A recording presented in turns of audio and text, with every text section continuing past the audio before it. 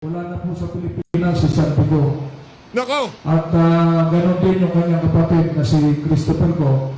Nako! Wala na rin po sa Pilipinas. Wala na po sa Pilipinas. Kung nandun sa ibang bansa, eh, malay mo, baka umuwi naman sila. Hindi ko naman sinabi na nagtago o kusang tumakas. Hindi. Kasi sa informasyon, inahanap nga kung present sila, may nagsasabing nasa ibang bansa. Yan lang. Merong nandun sa ibang bansa. Nako, parang totoo ata yung mga nababalitaan natin sa social media na nakalabas na ng bansa itong si Congressman Zaldico. Kasi ganito lang naman ho kasimplihan mga kababayan. Kung talagang malinis ang konsyensya nitong si Congressman Zaldico, merong isinasagawang hearing dyan sa House of Representatives na kung saan kabilang ka naman, dapat sana dumalo ka. Depensahan mo yung 2025 budget na kung saan ikaw ang Committee on Appropriation Chairperson. Ikaw ang chairperson nung binalangkas yung yung budget na yan eh. Yung mga nagsasabi na maraming anomalya, maraming pinagsisingit dyan sa 2025 budget na yan. So, plakit mo! Ganun lang naman kasimple. Kaso ang problema, kagaya na lamang dito kay Senator Rodante Marcoleta, marami daw naglalabas ang balita ngayong mga panahon na to na nakalabas ng bansa yang si Zaldico. Bakit siya lumabas ng bansa? Alam niya naman na napakainit ng usapin nitong flood control na to. Na kung saan yung pondo na di umano pinagsisingit nila dyan sa BICAM, dyan sa small committee. Di ba marami hong dapat ipaliwanag itong si Eli Zaldico. Isa uyan sa pag-uusapan natin dito sa video na to at papasadahan din natin na mabilisan itong si DOJ Secretary Boying Remulla. Ito na nga ho mga kababayan. Si Auntie Claire meron na naman hong patotsyada sa mga Duterte. Ano ka lang tawa? Talagang ipagpipilitan nyo yung flood control ghost project na yan nung panahon ni Tatay Digong. Sige, pagbibigyan namin kayo. Pero siguraduhin nyo lang wala mag-iiyakan ha. Kasi sasampal namin sa pagmumukha nyo ang katotohanan na nung panahon ni Digong, merong Ulysses, merong Undoy, maraming bagyong dumaan sa Pilipinas pero hindi tayo nagkaganito. Na konting ulan lang, lumulubog. Doon pa lang sa argumento na yun, itaob na yung hawak mo na yan, Auntie Claire. Pero bago yan mga kababayan, isang like at isang subscribe. Masaya na ho tayo dyan sa mga gusto sumali sa ating community. Alam nyo na ho gagawin. Scan nyo lang ho yung QR code na yan para kayo ang pinakaunang makakita sa ating mga reaction video. Kailangan nyo ho kasing i-scan yan. Pati yung kapitbahay nyo, kaibigan nyo, katrabaho nyo, lahat ho ng kakilala nyo. May nakasakay kayo sa jeep, scan mo to. Bakit? Subscribe kay KPH. Ganun lang naman. Diba? Para talagang solidong-solido. Ito mga kababayan. Hindi, pagka nag 1 million na tayo, wala na. Okay na tayo nun, masaya na tayo. 1 million lang palang habol no. Eto mga kababayan, breaking news ito. Matindi ho ito mga kababayan.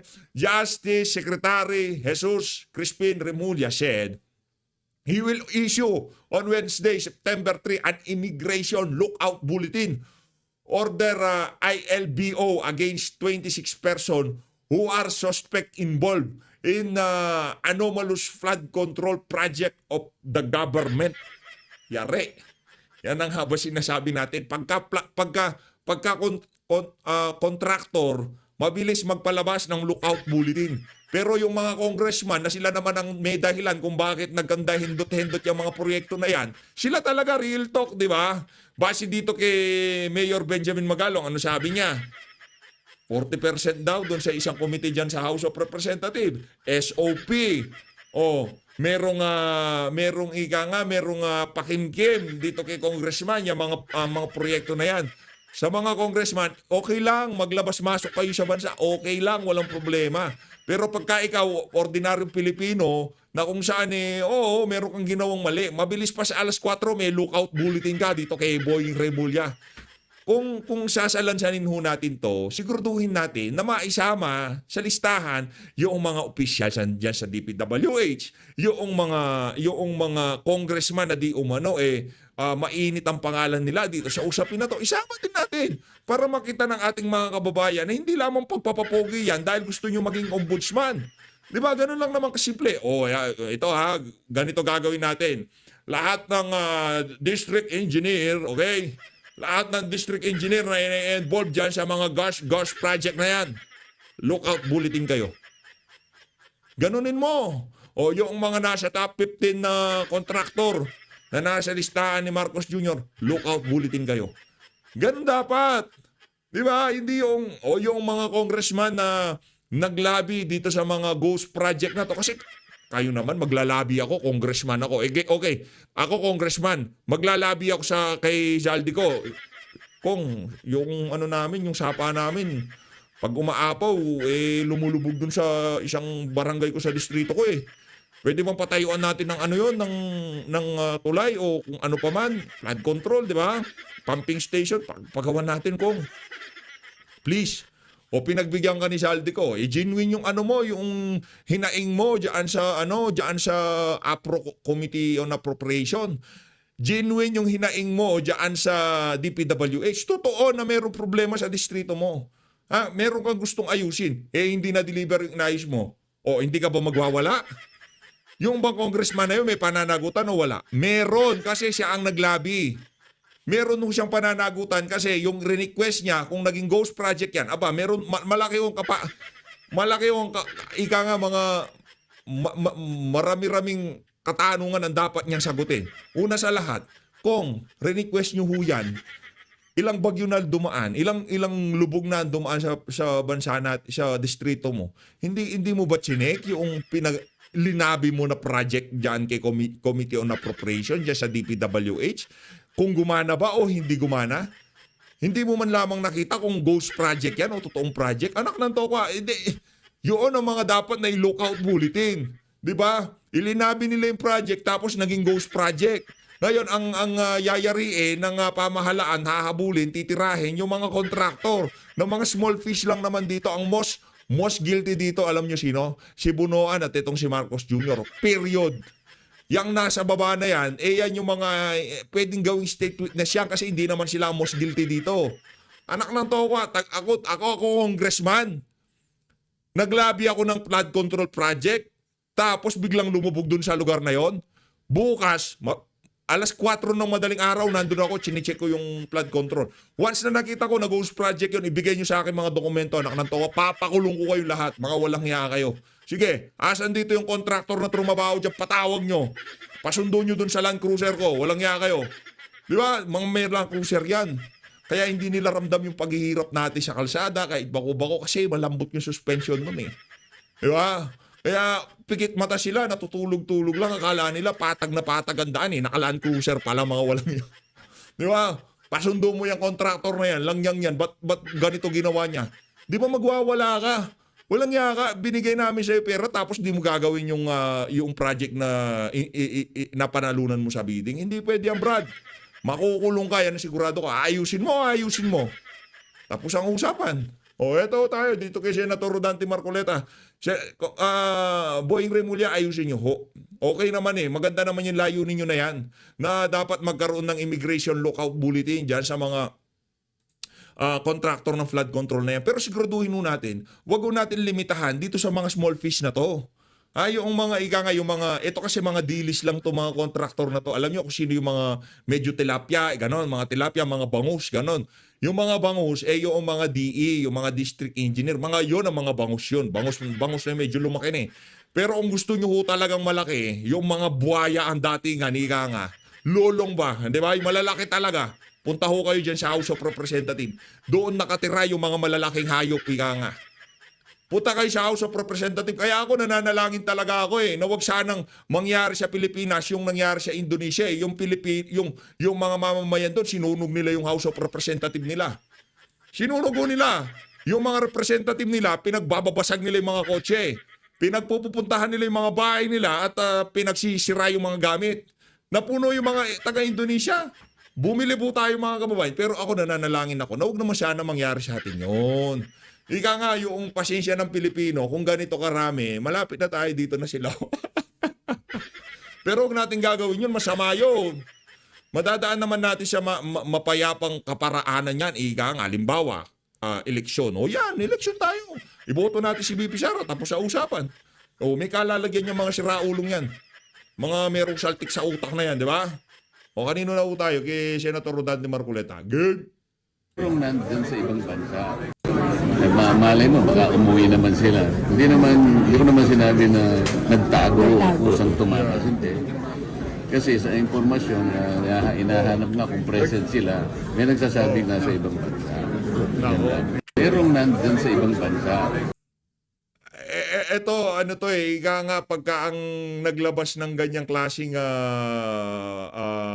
impormasyon, Senator Rodante Marcoleta, malamang sa malamang, ano yan, A1 yan, na itong si Elizalde ko, wala na sa Pilipinas. Hindi lang naman ho yan yung ika nga naririnig-rinigan natin na nagsasabi. Ito pa si Sero, ito pa si Sir, narinig na rin natin tong issue na to na wala na daw sa Pilipinas itong si Elizalde ko. Ganito kasimple, tayo naman di natin sinasabing tumakas di ba? Di natin sinasabing tumakas itong si Elizalde ko. Simple lang naman yan. Alam nyo ho na kayo ang Appropriation Committee Chairperson. Binabanatan kayo nitong si Congressman Tiangco. Binabanatan kayo nitong si Congressman Ungab. Ngayon, sinasabi nila, most corrupt budget, yung inyong budget noong 2025. Actually, 23, 24, 25, most corrupt po lahat yung mga yan. Kumbaga, dito sa 25, napuno na lang ang salop. Pero yung tatlong budget na yan, walang pagkakaiba yung mga buwisit na budget na yan. Ito, pakinggan nun natin mga kababayan. Wala na po sa Pilipinas si Santiago. Nako! At ganon din yung kanyang kapatid na si Christopher ko. Nako! Wala na rin po sa Pilipinas. Wala na po sa Pilipinas. Yare, wala na daw sa Pilipinas itong si Saldi ko. Paano ba yan? Ako, ika nga, nag-worry ako nag-worry. Kasi, alam nyo naman ho mga kababayan, bakit siya umalis? Alam niya na maraming problema sa Pilipinas. Kung talagang mahal mo mga taga Bicol, yung ako Bicol, ako Bukol, baka ako Bukol, hindi ako Bicol. Kung talaga mahal mo mga taga Bicol at panahon ng La Nina ngayon, maraming bagyo, tapos ikaw appropriation committee chairperson nung nagdaang sinibak ka na lang, 'di ba? Dahil sa napakaraming kababuyan sa budget. Pinahintulutan ni Martin Romualdez 'yun, 'di ba? Grabe, 3 taon, no? Lahat ng kababuyan ginawa nitong magkaibigan na 'to, 'di ba? Pinaano ho nila yung tipong nangyari lahat ng kabalbalan na 'to under ng pamumuno nitong si Martin Romualdez. Yak, nakakadiri. Ito, putaho tayo. Nagpa-presscon ang Legal Counsel of Sara and Curly Diskaya. Whole press briefing. Naku, ito matindi to. Game. Alphanumeric quadruple A. St. Gerald quadruple A. Yan. Doon, sa porsyento kayo magpaliwanag. Nakananto ko Alam niyo ba yung gasto sa mga presko na yan?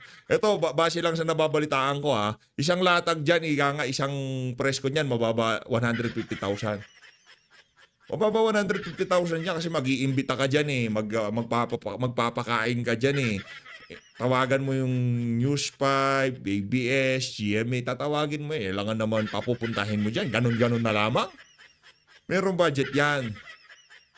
Alam mo, Brad, doon sa porsyento kayo magpaliwan. Kung ang contract price, 450 pataas. Yeah, sige. Pasok ang quadruple A. So, sasali po sila, bibili ng bid docs, pagka then mag-offer sila ang pinakamababa with quality. At kung nanalo po sila, iawag po sa kanila yung kontrata. And then, magkakaroon ng notice to proceed. Okay? Notice to So, proceed. depende po kung ano yung usapan nila kung paano babayaran, kung progressive billing or half, ganun po yun. Ngayon, pag natapos po yung kontrata, yung project, may testing po yan ng implementing agency. Tinetest po yan, sir. Pag pumasa sa testing, bibigyan ng clearance. Pag nabigyan ng clearance, ang gagawin naman ng contractor, ita-turn over niya sa implementing agency at may acceptance po yan. Ganyan po ang mga kontrata at proyekto ng Pamilya Diskaya. Okay? O kung walang magtatanong sa ghost project, wala hong ghost projects ang St. Timothy, ang kumpanya ng Diskaya. Wala ring project na galing sa insertions or unprogrammed projects sa GAA. Wala pong ganon. Lahat po galing sa... So, kaya ho, nagtataka ang Pamilya Diskaya, bakit, ano to? Diba? Kasi bumahan lang pan So, damay-damay na lahat. Oh. Dahil sa pananahimik ko nila, yun. Hindi naman sila makakasagot, Brad. Ano pa na nahimik? Hindi sila makakasagot. Simple lang yan, Brad. Kung talagang gumagana yung flood control na kinuha nila, I don't care kung nasa NEP yan, kung nasa project talaga na DPWH yan, wala sa insertion yan. I don't care. Ang tanong dito, ba't bumabaha? Ang tanong dito, gumagana ba? Simple lang, itong si Sara Diskaya, punta siya, isa-isahin niya yung mga proyekto niya, picturean niya. Gawa siya ng website, Sheikh Gerald Project as of 2025, 'di ba? September 3, 2025. Ilatag niya doon lahat, isa-isa, yung mga angulo, yung mga pumping station na habang baha gumagana, yun, absuelto siya doon. Sasabihin namin na yang si Sara Diskaya, kahit ako dito sa PHFT, sasabihin ko, ito yung mga proyekto niya, ha? Malinaw pa sa sikat ng araw, gumagana. Walang wasak-wasak, di ba? Imbis na sumagot ka ng ganyan, magkano lang naman na website o sa Facebook, doon sa St. Gerard, gawa sila ng maraming album doon. Lahat ng project nila, picturean nila.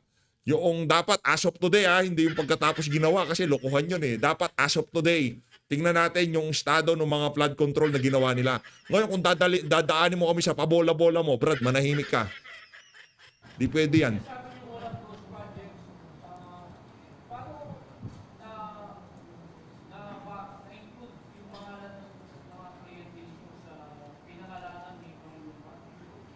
Nirerespeto ko po ang Pangulo kasi yun po siguro yung ifinid ng DPWH. Di ba? Kasi DPWH po yung, siguro pinagbasihan nila yung mga maraming nakukuha. Ganito po yan kasi, hindi ho lahat ay quadruple A. Pag ang malaking project po ay malaki masyado, hindi kaya ng financial capacity ng isang kontraktor, definitely po ang makakakuha quadruple A. Quadruple A po talaga. Actually, pag nagbibid ang company ng Diskaya, natatalo rin sila kung minsan Kalaban din nila mga quadruple A. Makakatalo sa kanila si St. Gerard, matatalo siya ni pangalan ng isa nilang naglalaban-laban yan si St. Gerald tatalunin itong si St. Timothy, yun matatalo siya. So, ganun kasalanan nung kumpanya kung quadruple A siya. Pasok siya sa qualification Sa tingin po ba ninyo yung triple A, kaya niya yung i-implement yung financial capacity ng quadruple A? Definitely not. So, kaya po ganun. Yung mga 15 po, I presume, lahat po sila quadruple A. I presume.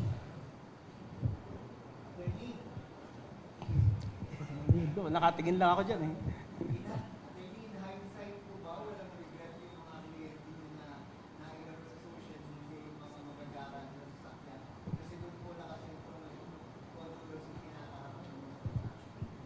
Sagutin kita, Sir Jun, no? Hindi naman inspiration kasi yun Naging negative. Naging negative po yung resulta. Hindi. Kaya nga, nakakatakot ang sockbed kung minsan. Siyempre, galing sila sa wala, sino naman po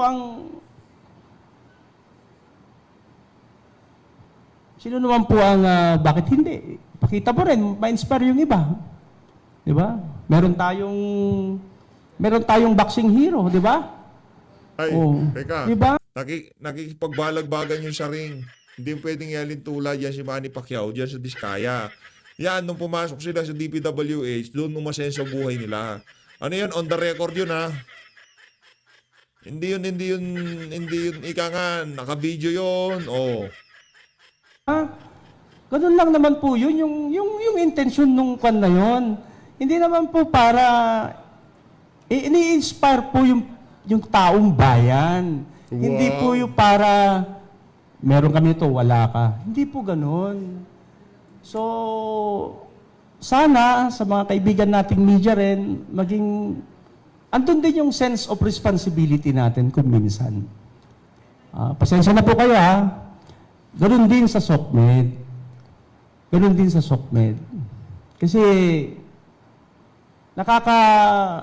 nakakasakit din po ng pakiramdam na ang intention yun to inspire the Filipino people, naging negative yung epekto.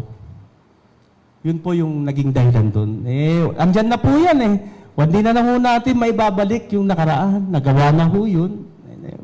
Tanggapin na lang natin kung ano yung reaksyon ng mga tao.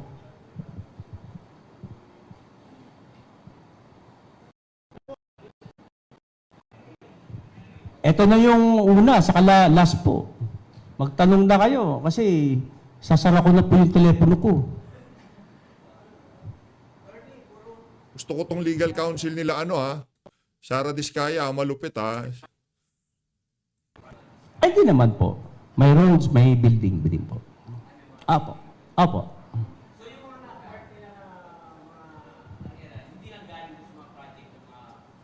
Ay, hindi po.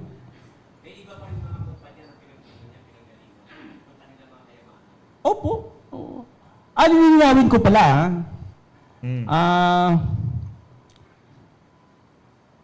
yung sa siyam na company, okay, si ma'am, sa Alpha and Omega lang siya. Nakapag-divest na siya. Hindi nga. Tigilan mo yan, Brad, Tigilan mo yung divest, buwisit na divest na yan. Magda-divest ka, ipapangalan naman sa kapatid ng asawa mo. Divestment na yun. Nangyaya kayo, divest. Style ni Saldi ko, nakuha nyo, Nakapag-divest na po. Documented po yan. May dokumento po tayo sa kwan. So, sa Alpha and Omega lang siya talaga.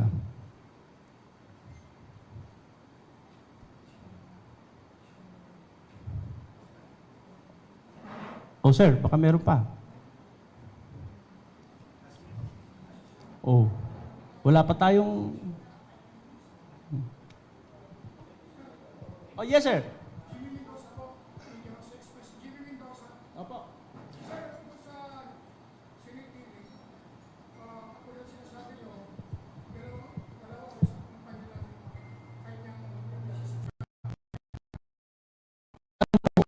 Alpha and Omega.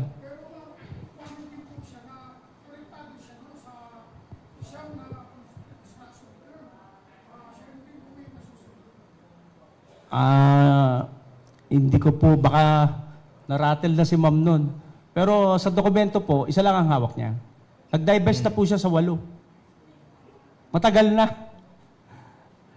Siguro na pressure, di natin alam. Na natural reaction ng tao. Pag siyempre, ikaw ba naman ang nasa Senate? Di ba? Ikaw ang nasa Senate. Sige po.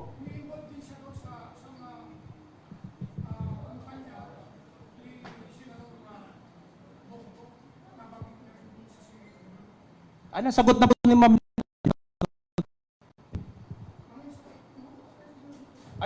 Ayoko po i-rephrase. Kung ano po yung nakarecord po sa TSN ng Senate, doon na po. Welcome. Dito po, sa banda rito, wala na? Yes, sir.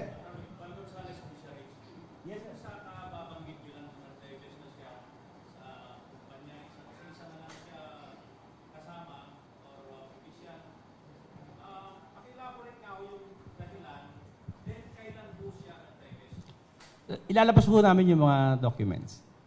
Para kwan. Hindi ko kasi sabay-sabay. Mga previous years yun. Mas maigi po, meron tayong dokumento. Kasama naman yan sa kwan sa Senate. Dahilan? Sabi niyo po kanina na pressure na rin, baka na-pressure na rin siya. Ano daw yung dahilan niya? Ay, yung personal po yung pagda-divest niya, hindi ko pwedeng pangunahan si ma'am. Kasi hindi ko alam kung ano yung rason niya, bakit siya nag-divest. Personal po niya yon.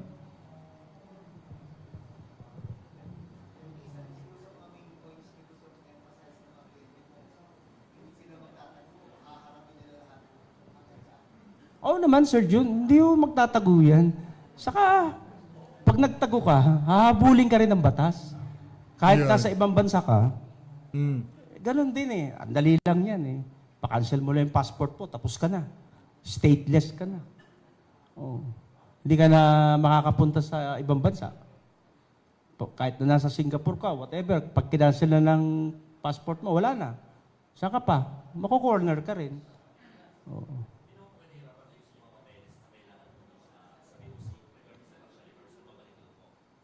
Inaayos lang ho namin. Hindi naman kami nahirapan. Oo. Nagkaroon lang ng surprise kon kasi. Oo. Po? Base po sa testimonya ni ma'am, ang luxury cars niya is, luxury cars nila, mag-asawa, 28. Oo. 28 po. Sinama na lang po siguro yung mga service car, mga Montero, mga Fortuner. Siyempre, i-account mo naman lahat yun, siyempre po. Di ba? Nakita na ni Marina. O, di ba? Inikot po nila. Di ba? At yung pag-ikot po yun, hindi po pagmamayabang. Ito po ay para ma-inspire din ng mga katulad nila na umangat sa buhay na legal. Yun lang po yung intention doon. Na illegal. Wala pong ibang intention yun. Wala po. Kasi yun po yung panlang segment yata ng program eh. Yun po yung segment. So, doon lang tayo sa narrative, kung ano yung narrative ng programa. Po? Ikaw, sir, tatanungin kita. Oh. Pag umangat ka sa buhay, yung wala ka noon, bibilhin mo ngayon, tama? Oh, yun. Oo, bibiling ko. Pero hindi kagaya nung ginawa nitong hindi kagaya nung para lamang sa payong bibili ako ng 40 billion. Bibili ako. Siguro bibili ako ng isang sasakyan, okay na ako dun sa isa. Kasi isa lang naman katawan ko, okay na ako dun. Oh, di ba? Okay na ako sa isa sasakyan. Yung gustong, yung retirement car ba kung tawagin. Yung ika nga, yung last car na, forever car na. Yung gustong, ano ba yung gustong mo, PH? Baka, di ba? Mauntog yan si third floor studio, bigla kanyang regaluhan ng gustong. Malapit na yung birthday mo. Di ba? Happy birthday to me. Di ba? Ganun na naman yung mga kababayan, di ba? Oo. Tuloy natin. Sinagot mo na. Eh, hindi ko pa sinagot kung ano yung gustong ko. Secret na lang yun, siyempre.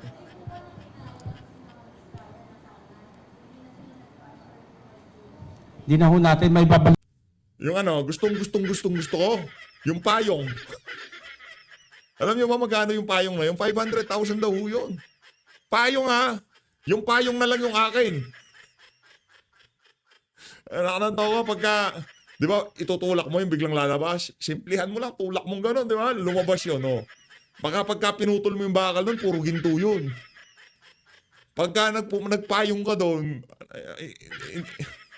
nakanantaw ko, 500,000 na. Balik yan, ma'am. Kagaya ng sinabi ko, hindi naman po, ang purpose po nun, to inspire. Di ba?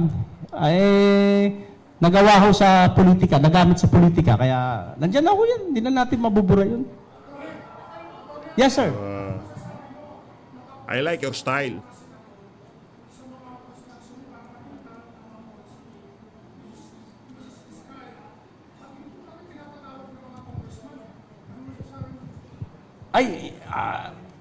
Ayoko pong i-preempt yung ating mga magigiting na senador.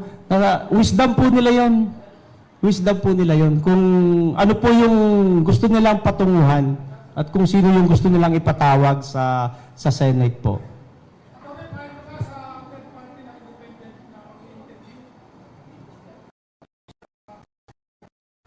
Sino naman po ako para hindi pumayag? Gobyerno po yan. Kung ano po yung dikta ng gobyerno natin na ikakabuti para maklaro lahat ang issue, ay bakit hindi po?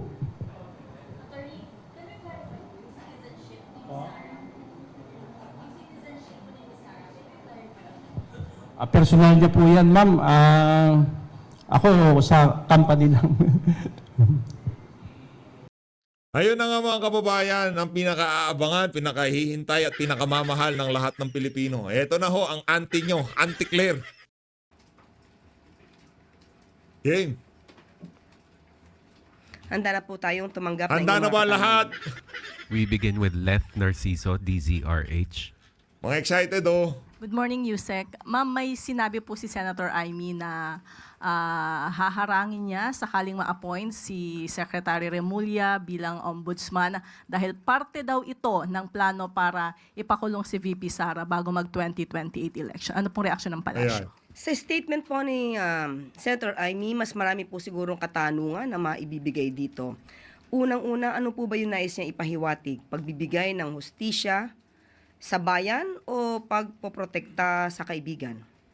Ang nais niya po bang maging ombudsman ay hindi man lang kakantiin o sasampahan ng kaso kung mayroong dapat na sampahan? Ang mga Duterte, ang mga kaibigan ng mga Duterte, allies ng mga Duterte. Hindi pa po ba mas nararapat po na maging independent ang magiging ombudsman dahil independent Yan. constitutional body naman ito at Yan. kinakailangan na magsampa ng kaso kung nararapat. At hindi po dapat katakutan kung wala naman magiging talagang kasalanan ng mga Duterte na siyang kinatatakutan niya. Eh hindi naman po ibig sabihin nito ay hindi dapat sila sampahan ng kaso dahil kaya naman nila ipagtanggol ang kanilang mga sarili. So ano Parang kasama ka sa meeting, madam ah. Parang alam na alam mo yung mga susunod na mangyayari ah. po ba ang hinaharang dito ni Senator Amy? Inaharang namin yung magiging independent yung ombudsman kasi base doon pa lang sa paghawak nitong si Boying Remulla doon sa kaso ni dating Pangulong Rodrigo Duterte, walang fairness yung nangyari. Hindi nga binigyan ng due process, 'di ba? Ang mga maitatalagang ombudsman na dapat ay hindi kantiin ang mga kaibigan? At isa pa pong tanong, saan po kaya nabili o ano kaya manufacturer yung parang bolang kristal ni Senator Amy? Dahil siguro mas magandang ma-recalibrate ito para hindi lang bali-balita ang nasasagap ni Senator Amy, kundi mga kwento na mayroong ebidensya. I'm sure the President heard about this, ma'am. Ano po yung reaksyon niya na galing po sa kapatid niya yung pahayag na yun? Alam naman natin ng Pangulo pagdating kay Senator Amy, kapatid niya naman po yan, ay hindi siya nagsasabi po ng negatibo.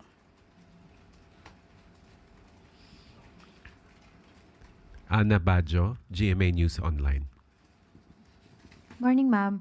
Ma'am, gusto lang po naming malaman yung tugon ng palasyo sa panawagan po ni Senate President Cheese Escudero for Malacanang to come up with a negative list of infra projects that cannot be funded under the proposed budget po for next year. Dapat daw po mas maging proactive tayo kaysa sa huli po natin aalisin yung mga projects na to. Ang kanyang suggestion po ay welcome naman po. At katulad ng sinabi natin kaninang announcement ng Pangulo, inuutusan po ang DBM at ang DPWH na busisiin po ang sinasabi nilang mukhang nagkaroon na naman ng mga insertions. So kailangan po talaga itong maaral, ma-evaluate kung tama po talaga ang nasasabi.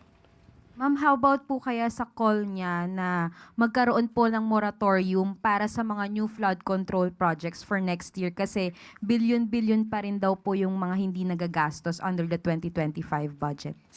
Sinisimula na po ito ni Secretary Vince ang pagtatrabaho dito. Thank you, ma'am. Eden Santos, Net25.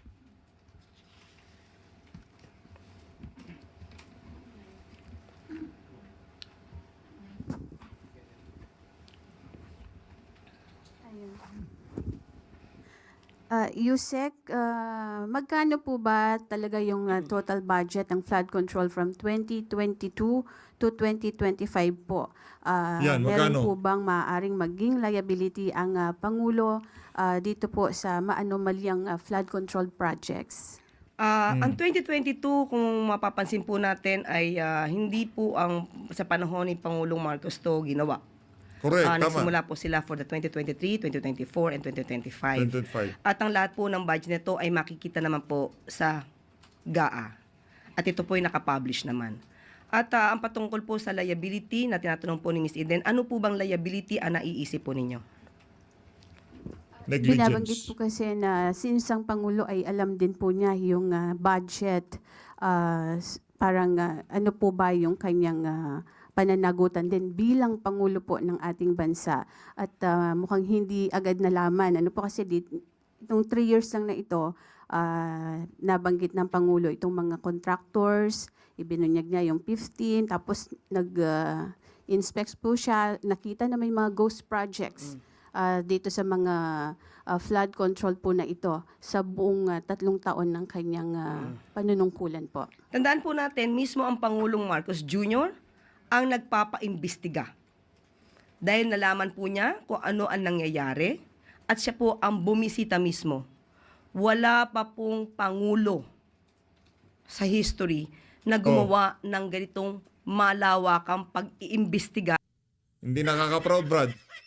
Kasi wala pang administrasyon na nangyari ang ganyang katinding korupsyon.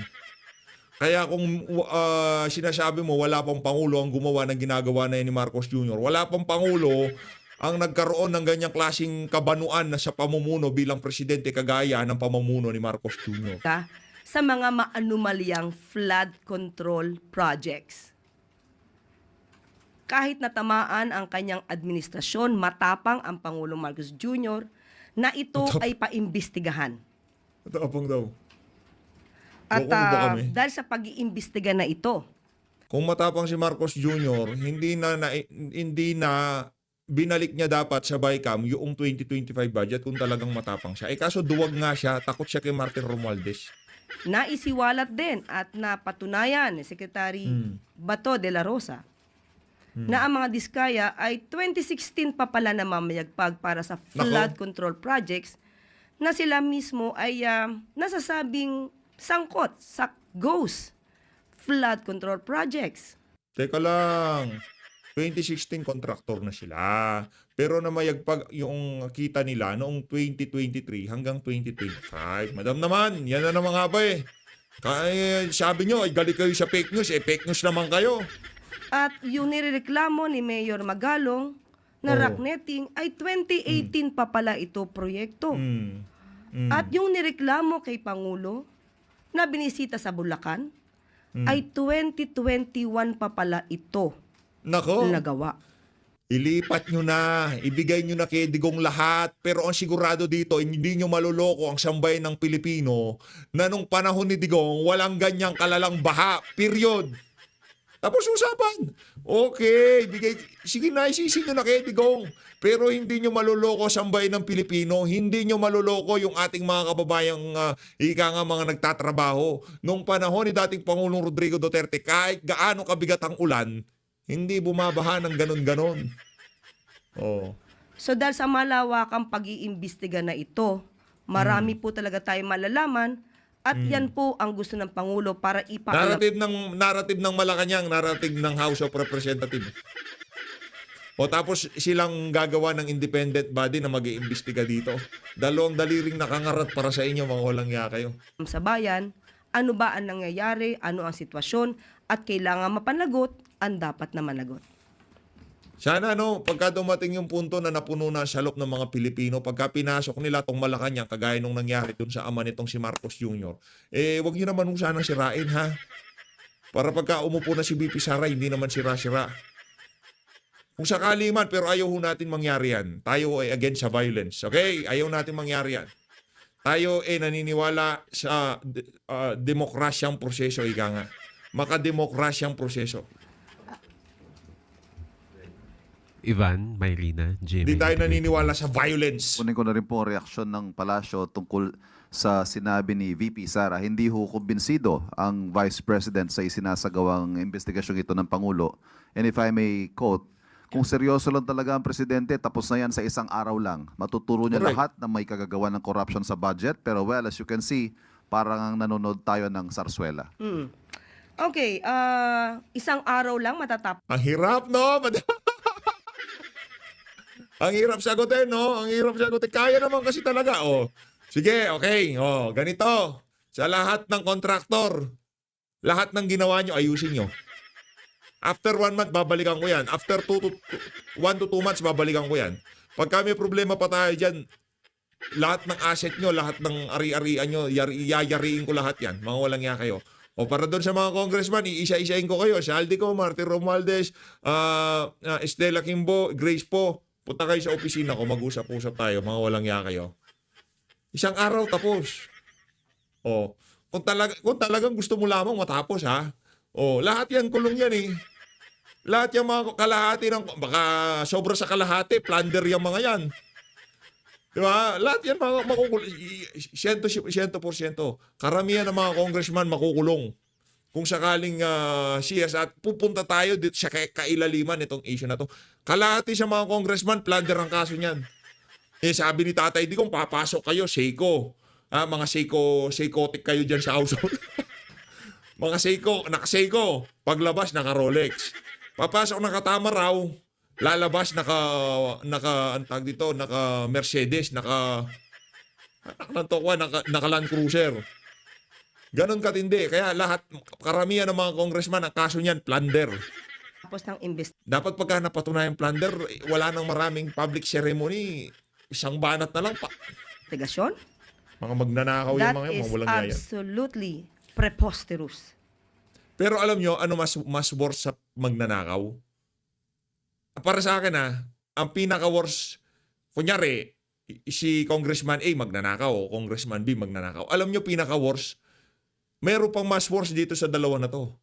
Yung mga nasa media na nagtatanggol dito sa dalawang unggoy na to, sila ang pinaka-worse. Kasi una sa lahat, alam na nila na corrupt yung mga congressman na yan, pero pinagtatanggol pa nila. Binibigyan pa nila ng leeway. Magbigay kayo ng mainstream media network na binabanatan si Elizalde ko. Wala. Si Karen Davila, siguro ngayon naimasmasan na. Nauntog lang siguro yun, kaya ganun sinabi. Pero ngayon, wala tayong marinig. Ang Pangulong Marcos Jr., hindi po siya nagsasagawa ng investigasyon ala Tokhang way. Nalatok kang way. Nirerespeto ng Pangulo ang Tokangin natin, kaya inutil yung presidente mo eh. Oh, di ba? Hindi daw nagsasagawa ala Tokhang. Yung Tokhang epektibo, nagbago yung mga adik. Dito, yung kanyang war on drugs, dumami ang adik. Di ba? Yung approach pagdating sa korupsyon na ala Tokhang, pagka ikaw pinagsuspetsahan, banatan na yan. Buisit na, bibigyan pa ng second chance. Makakapaghasik pa ng lagim yung buisit na congressman na yan. Pagka ikaw may suspetsa pa lang, hint of corruption, banatan na kagad yan, tapusin na. Kahit sinong tanongin mong Pilipino ang panawagan ngayon, alam mo tapusin. Tapusin yung mga magnanakaw na congressman. Yun ang panawagan namin. Tapusin ang kanilang panunungkulan. Ayun naman. Masyado naman kayong di ba? Wag ganon. Bad yun, di ba? Wag ganon. Ala Tokhang, mas gusto namin ng Tokhang. Ang nangyayari dito, malupitang injustice ang nangyayari sa pagitan nito mga magnanakaw na congressman at mga ordinaryong Pilipino. Ganong katinding injustice, tapos sasabihin mo, dadaan pa sa proseso. Yung pagnanakaw ba nila, dinadaan nila sa proseso? Kaliwaan nga lang, di ba? Si driver lang ang pinapapunta doon sa mga DE at saka mga contractor para pick upin yung mga pera nila, di ba? Hindi, yun ang nabalitaan ko. Nabasa natin sa social media. Yung post, di ko alam kung binura na, pero nabasa ko yun. Mga congressman, ganun daw style. Yung driver nila, pipick upin lang yung mabigat na maleta. Wala tayong pinapangalanan dito, pero yun daw ang kalakaran dyan sa House of Representatives. due process, nirerespeto ng Pangulo ang human rights. Yan, human So rights. kaya po dumadaan ang lahat. Rinirespeto niya ang human rights? Wala bang human rights yung mga ordinaryong Pilipino na pagka umulan lamang ng 30 minuto, lumulubog? Wala. Anak ng tokwa, hindi, human rights ba tawag doon? Ang human rights dapat, ang pamahalaan, protektahan niya yung mga ordinaryong Pilipino sa kahit ano pa mang kapahamakan. Di ba? Karapatan yun eh. Karapatan mo na maging secure. Karapatan mo na magkaroon ng kaari-arian. Karapatan mo lahat yan eh. Karapatan mo na maramdaman yung ibinabayad mong tax sa pamahalaan. Karapatan din yan eh. Kasi binayad mo nga, so karapatan mo maramdaman. Nararamdaman ba namin yon? Hindi. As a human rights namin. Ang galing yung Kaya ayaw kong ginagawa ng reaction video itong na to eh. Mamaya Sa kita proseso. Digong tayo. Kung isang araw lang po dapat ito na imbestigahan, sana po ay ito ay kanyang nasuggest Ito. noon sa kanyang Noon. ama dahil mismo ang dating Pangulong Duterte ay umamin na maraming ghost projects rampant noon. This is November 2020 inilabas. Pero may nasibakbang secretary ng DPWH sa panahon niya. So, muli, ang pag-iimbestigang ito para sa taong bayan, hindi para sa pamumulitika. Walang nasibak nung panahon ni Tatay Digong. Bakit? Alam mo bakit? Kasi walang flood doon. Nagawa to ng Pangulo kahit tatamaan ang kanyang administrasyon. Sa ayos siya gusto niya tatamaan.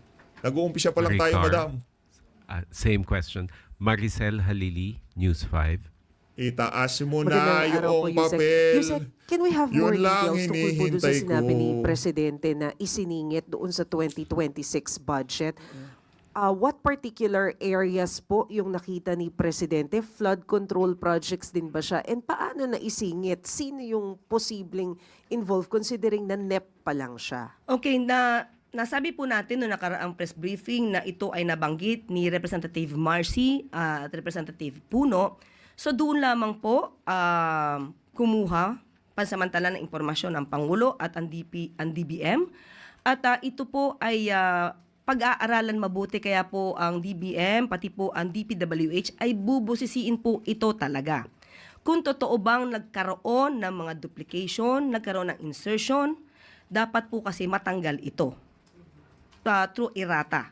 So, yun po. Sa ngayon po ay wala pa po tayong detalye dahil noon po sinabi sa atin ng DBM, aralin ito sa pamamagitan din po ng tulong ng DPWH dahil baka po yung mga ibang project, mahaba po, pareho ng name, pero phase 1, phase 2, phase 3. So, dapat aralin po. Baka naman talagang walang duplication, baka iba-ibang phase lang siya. Pero kung meron talaga pong duplication, yun po talaga ang bubusisiin ng DBM at ng DPWH. Ma'am, how about yung Kalinga and Apayo? Because Senator Erwin Tulfo mentioned na mukhang meron din siyang na-receive na info na parang dun sa area din na yun. Do you have the same info? Sa ngayon, wala pa po tayong nakuha na anumang detalye patungkol po dyan. Kung may nakuha na po si Senator Erwin, mas mabuti po makapagbigay din po siya para maitulong po niya ito sa DPWH at DBM. Last na lang po, ma'am. What are the chances na baka meron din problem doon sa DBM mismo considering na NEP po siya? Kaya nga po inutusan na po ng Pangulo ang DBM at ang DPWH na usisain po lahat ito. Thank you, Yusek. Related to NEP, Alexis Romero, Philippine Star. Yusek, regarding the sweeping review that you mentioned a while ago, anong extent nung magiging review? Will it lead to the altering of the actual amount of the budget or maybe it's just amendments in the projects? Paano po? Ayun na nga mga kababayan, as usual, si Auntie Claire, wala na naman laman yung mga sinasabi niya. Dito na ako natapos. Reaction video, maraming salamat po sa pagsuporta sa PH Update. Mag-ingat ko kayong lahat. Mali natin ng Pilipinas. Saludo, saludo.